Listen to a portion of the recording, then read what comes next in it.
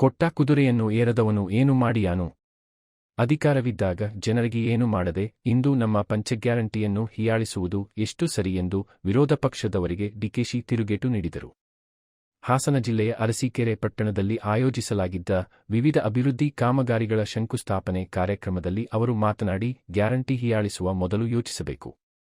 ಪಂಚ ಗ್ಯಾರಂಟಿಯನ್ನು ನಾವು ಕೇವಲ ನಮ್ಮ ಪಕ್ಷದವರಿಗೆ ಮಾತ್ರ ಕೊಟ್ಟಿಲ್ಲ, ಎಲ್ಲ ಪಕ್ಷದವರು ಸದುಪಯೋಗ ಪಡೆಯುತ್ತಿದ್ದಾರೆ. ಜೆಡಿಎಸ್ ಪಕ್ಷಕ್ಕೆ ನಾನು ಕೇಳುವುದಿಲ್ಲ, ಬಿಜೆಪಿಗೆ ಕೇಳುತ್ತೇನೆ.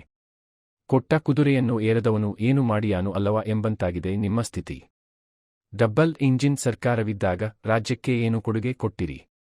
ಇಂದು ನಮ್ಮ ಬಗ್ಗೆ ಮಾತನಾಡುವ ನೈತಿಕತೆ ನಿಮಗಿಲ್ಲ ಎಂದು ಯಡಿಯೂರಪ್ಪ, ವಿಜಯೇಂದ್ರ ಮತ್ತು ಅಶೋಕ್ಗೆ ಡಿಕೆಶಿ ತಿರುಗೇಟು ನೀಡಿ, ಉಪಚುನಾವಣೆಯಲ್ಲಿ ಮಾಜಿ ಮುಖ್ಯಮಂತ್ರಿ ಸುಪುತ್ರ ನಿಂತರೂ ಗೆಲ್ಲಲಿಲ್ಲ. ಡಬಲ್ ಇಂಜಿನ್ ಸರ್ಕಾರ ಇದ್ದರೂ ಯಾಕೆ ಗೆಲ್ಲಲಿಲ್ಲ ಎಂದು ಹೆಸರನ್ನು ಹೇಳದೆ ಕುಮಾರಸ್ವಾಮಿ ಮತ್ತು ನಿಖಿಲ್ ಬಗ್ಗೆ ಹರಿಹಾಯ್ದರು. ಇದು ಅರಸೀಕೆರೆ ತಾಲೂಕಿಗೆ ಶಿವಲಿಂಗೇಗೌಡರು ಹೇಳ್ದಂಗೆ ಇದೊಂದು ಐತಿಹಾಸಿಕವಾದಂತಹ ದಿನ. ಈ 3 ಬಾರಿ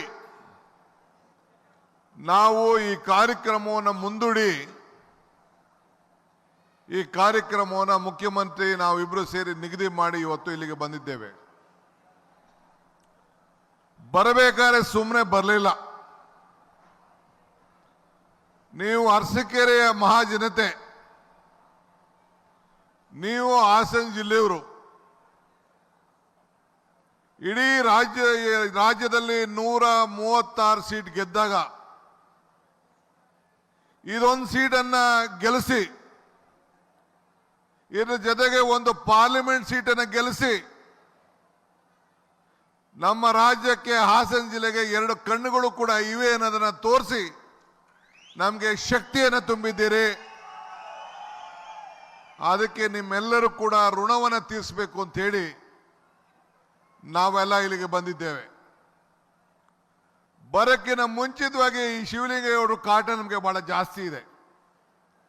ನನ್ನ ಮನೆ, ಸಿದ್ದರಾಮಯ್ಯನವ್ರ ಮನೆಗೆ 4 ಜೊತೆ ಚಪ್ಪಲಿ ಸೌಸಿರ್ಬೇಕು. ಅವರು ಅಣ್ಣ ನಾನು ಋಣ ತೀರಿಸ್ಬೇಕು, ಈ ಕೆಲಸಗಳಿಗೋಸ್ಕರ ನಾನು ದಡ ಬಿಟ್ಬಿಟ್ಟು ಕಾಂಗ್ರೆಸ್ ಬಂದಿದ್ದೀನಿ, ನೀವು ಸಹಾಯ ಮಾಡಲೇಬೇಕು ಅಂತ ಹೇಳಿ ಬಹುಶಃ ಕನಕಪುರ ಕ್ಷೇತ್ರಕ್ಕಿಂತ ವರ್ಣಾ ಕ್ಷೇತ್ರಕ್ಕಿಂತ ಅತಿ ಹೆಚ್ಚು ಕೆಲಸಗಳನ್ನ ಈ ಅರಸೀಕೆರೆ ಕ್ಷೇತ್ರದಲ್ಲಿ ಮಾಡಿಸಿದ್ದಾರೆ ಅಂತ ಹೇಳಲಿಕ್ಕೆ ನನಗೆ ಬಹಳ ಸಂತೋಷ ಆಗ್ತದೆ.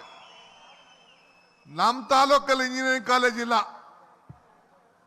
ಕನಕಪುರದಲ್ಲಿ ಡಿಪ್ಲೊಮಾ ಕಾಲೇಜ್ ಇಲ್ಲ, ನಮ್ಮೂರಿಗೆ ನೀರಿಲ್ಲ.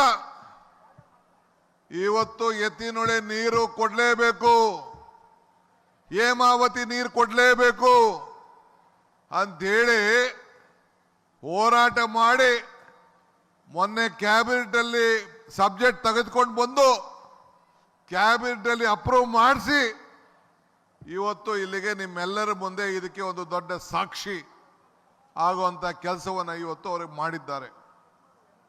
ನಾನು ಅವ್ರಿಗೆ ಅಭಿನಂದಿಸ್ತೇನೆ.